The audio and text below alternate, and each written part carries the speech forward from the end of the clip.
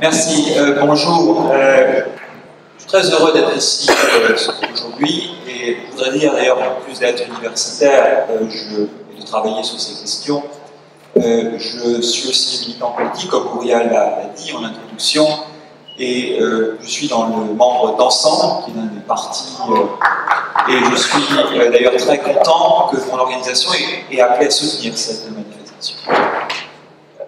Nous progressons. Je voudrais, pour commencer dans ma brève intervention, dire finalement il y a un spectre qui hante la politique française, nommons-le. Il est communautarien ou communautariste, et je le nommerai, c'est le néo-républicanisme laïciste. Voilà où est le vrai danger qu'il faut combattre, communautariste, dans la politique française. Il est néo-républicain laïciste. Et donc je vais plus tard revenir sur ce que j'entends par ces termes, et vous donner quelques exemples aussi. Et je crois que si on parle dans la politique française et dans la société française de communautarisme, il est là. Voilà. Alors, je vais regarder mon téléphone, non pas parce que je suis impoli au point de regarder mes tweets qui arrivent ou autre chose, mais j'ai simplement mis quelques notes sur mon téléphone. Alors, est-ce qu'il y aura de l'islamophobie pendant cette campagne présidentielle? Je crois qu'on peut parier que oui, et sans vraiment avoir peur de se tromper. Parce que finalement, l'islamophobie est à la confluence de trois choses dans la politique française, et pas simplement en France, mais on s'intéresse ici à la France aujourd'hui. Trois choses qui sont trois fléaux. D'abord, le racisme, la racisation, en particulier de catégories, ce qui est à la base de l'islamophobie en particulier. Le classisme, on s'en prend essentiellement à des catégories populaires, immigrées pour la plupart. Et puis le sexisme, parce que les personnes qui, dans le cadre de l'islamophobie, se prennent de plein fouet, encore plus que tout autre, les actes islamophobes sont les femmes. Donc on voit que les trois choses, et dans le contexte d'une société française sous état d'urgence, renouvelée, il me semble maintenant ad aeternam, de politiques économiques et sociales qui ont failli totalement, qui ont aggravé les inégalités sociales, avec, nous sortons de 5 années de gouvernement socialiste, entre guillemets, et on sait ce qui va probablement se passer lors de cette élection. Nous aurons un nouveau gouvernement, un nouveau président qui amènera, probablement de droite, qui amènera davantage d'austérité, donc finalement, nous resterons dans cet engrenage. Il est d'autant plus important pour les défenseurs de ce status quo socio-économique qui a failli totalement de trouver de provoquer des écrans de fumée pour faire oublier justement ces échecs répétés.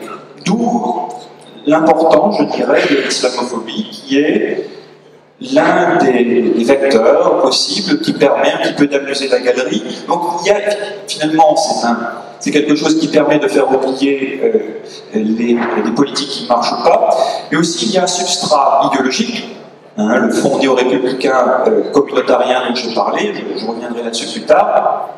Et puis aussi, il y a un contexte, il y a un contexte post-colonial jamais digéré en France, la guerre d'Algérie notamment, qui font que tout ça va effectivement, malheureusement, demeurer, je crois, un thème important et structurant, structurant surtout.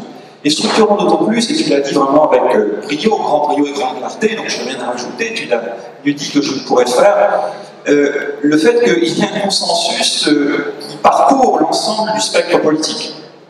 C'est là qu'il montre bien que nous sommes dans la merde, parce que il y a, lorsque, effectivement, et je suis d'accord avec toi, lorsque entre la droite dure, et plus encore, et jusqu'à Mélenchon, il y a une convergence objective, à défaut d'être subjective, eh bien, effectivement, c'est très compliqué de sortir de là. Mais il faut relever le défi et le combat. Je crois que, pour ne rester que sur la dernière année, je vais faire quelques rappels qui ne recoupent pas trop ce que tu as cité les exemples, mais quand vous avez le ministre d'État qui s'occupe notamment, entre autres, de la question de la femme, Laurence Rossignol, que j'ai bien connue au Parti Socialiste, puisque j'y ai passé du temps, il y a quelques années, Laurence Rossignol. Merci. J'ai bien côtoyé Jean-Luc Mélenchon à l'époque d'ailleurs aussi.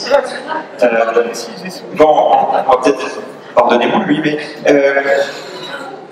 donc il dit, vous savez, c'était au mois de mars dernier, lorsque une chaîne de vêtements pour femmes fait une campagne publicitaire avec des mannequins dont portaient une gamme de vêtements, et ces femmes, certaines d'entre elles portaient le hijab, et qui déclarent sur les ondes de RMC, bon, c'est tout à fait scandaleux, c'est un système d'oppression mais surtout d'aliénation, parce que c'est l'autre. Hein, quand ce n'est pas imposé par les grands frères ou les parents ou l'environnement direct de la femme, eh bien, ces femmes sont aliénées. Elles le font, surtout quand ces femmes disent mais non, je le porte parce que je l'ai décidé et je suis tout à fait libre.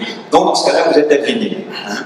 Donc elle dit ces femmes étaient aliénées, et effectivement, elle a fait cette comparaison très osée entre, finalement, ces noirs, appelés nègres, dans la bouche de Rossignol, qui étaient aussi acceptés, finalement, leur forme d'esclaves. Hein. Donc voilà, le ministre d'État s'occupant de la question féminine qui dit ça, défendu d'ailleurs par pratiquement l'intégralité de la classe politique, dont, encore une fois, Jean-Luc Mélenchon, et qui, voilà, comment, sur les ondes françaises, sans faire véritablement trop de bruit, mis à part évidemment certains d'entre nous, mais nous sommes minoritaires, voilà comment on peut s'exprimer. Le même jour, le Plantu, en première page du Monde, fait un croquis, l'un de ces croquis, où on voit encore une fois commenter cet événement en montrant une femme portant le hijab kamikaze avec une ceinture d'explosifs. Donc voilà un petit peu où on réduit la femme qui, à l'origine, donc c'était le lancement d'une promotion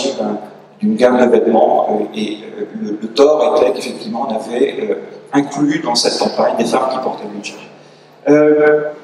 Je passe aussi, mais c'est un simple rappel, la saga qui nous a tenu haletant cet été sur le burkini. Et pour noter une seule chose, c'est que finalement, la personne sur le spectre politique qui s'est le moins exprimée sur la question, c'était Marine Le Pen. Effectivement, parce que, puisque les autres faisaient le sale boulot pour elle, pourquoi aurait-elle pu intervenir et en rajouter? Non, Le Pen, d'ailleurs, remarquez-le, quand l'islamophobie bat son plein, elle est en retraite. Elle attend.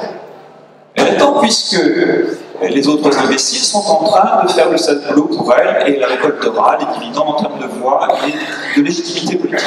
C'est ce qui se passe depuis plusieurs années. Et on continue. Puis il y a eu des débats sur les menus dans les cantines, hein, avec évidemment aucune raison d'avoir un choix de menu, et puis s'il y a du porc, eh bien, double ration de frites. Bon, celui qui a dit ça n'a pas eu véritablement la peut-être pour penser, mais voilà où nous en sommes. D'accord. Le temps est compté, donc je vais simplement passer aussi, il y a eu quand même un retour sur aussi cette création de ce je ne sais pas si c'est un mouvement, une organisation qui s'appelle le Printemps républicain, qui n'a pas eu, à mon avis, le succès qu'ils escomptaient. Enfin, comment sur les 6 aujourd'hui, bon. Qui est très intéressant, c'est qu'on a finalement une tentative de convergence des gauches autour de ce projet, qui est finalement autour d'un laïcisme pur et dur, mais qui essentiellement, dans le cœur, est valsien. Hein, ce sont notamment autour de Gilles Clavreul, qui pilotent ce projet. Alors j'en viens, puisqu'il m'en reste 2 ou 3 minutes, à cette idée du spectre communautariste en France, en la politique française, qui est néo-républicain et laïciste.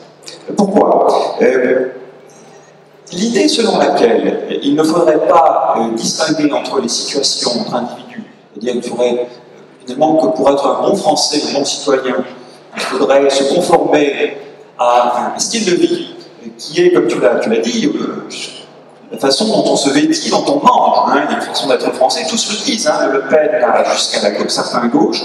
Évidemment, c'est une dérive communautarienne qui est portée à un niveau national ou à un niveau majoritaire, si vous voulez. C'est-à-dire qu'il faut se conformer aux us et coutumes de la majorité de la population. Ce qui est, quand on y réfléchit un instant, totalement délirant, totalement totalitaire. Hein, en quoi, dans une société libre et démocratique, il faudrait que tous, dans nos façons de vivre nos vies, il faudrait s'abstenir de laisser exprimer certains choix culturels, alimentaires, etc.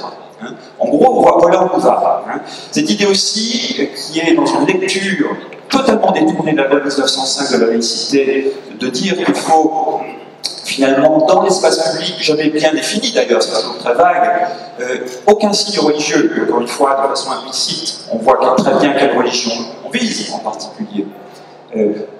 Et on voit encore une fois ce qui est en ligne de mire, le nouveau le hijab.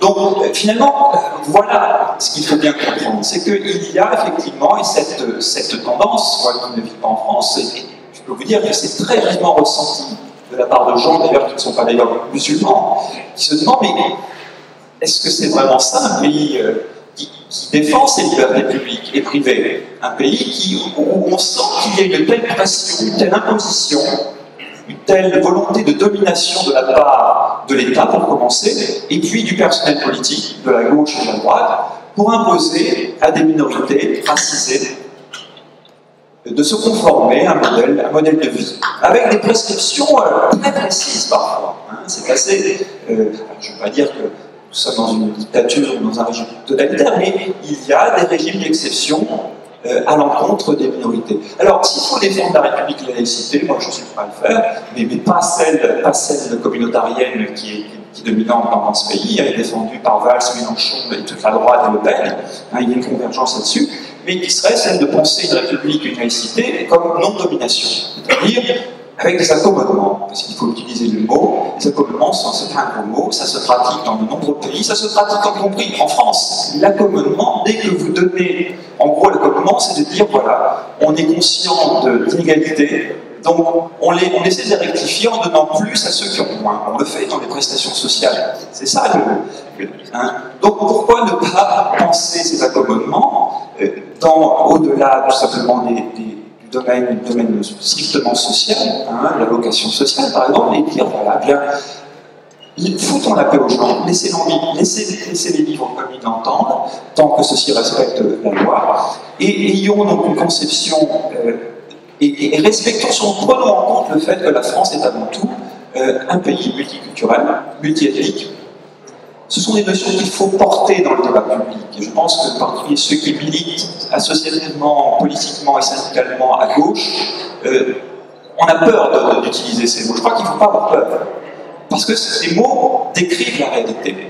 Et c'est en nommant la réalité telle qu'elle est, la diversité ethnique, culturelle, religieuse de la France, qu'on peut faire avancer les choses. On peut faire comprendre, justement, et arrêter de se réfugier derrière cette bouillie républicaine abstraite, de droit abstrait. Nous sommes tous égaux. Qu'est-ce que ça veut dire? C'est pas vrai. Dans la réalité, nous ne sommes pas tous égaux. Il y a des droits formels qui promettent l'égalité. Juste 10 secondes. Mais nous ne sommes pas tous égaux. Donc je crois qu'il est temps maintenant, ayant bien compris ce qu'est ce communautarisme néo-républicain, de passer à l'offensive.